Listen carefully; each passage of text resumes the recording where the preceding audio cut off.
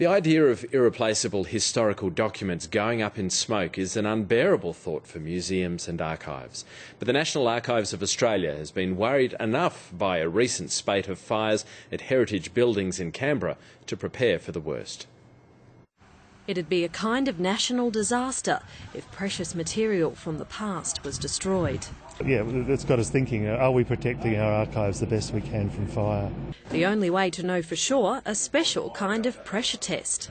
Temperatures we're expecting within that cell are somewhere in the range of 800 to 900 degrees. Of course, nothing here is of any real value, just boxes of paper set alight to simulate the effects of fire on archival material and test storage methods. They've essentially set it up in there in terms of what they would normally see in the archives.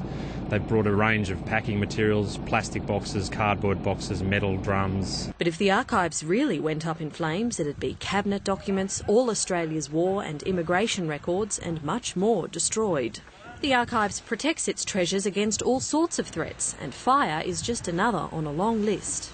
A fire at a cultural institution might seem like a worst-case scenario, but it's a very real concern for those who are tasked with protecting Australia's cultural heritage, especially in Canberra after a recent spate of fires which saw heritage-listed buildings set alight and significantly damaged.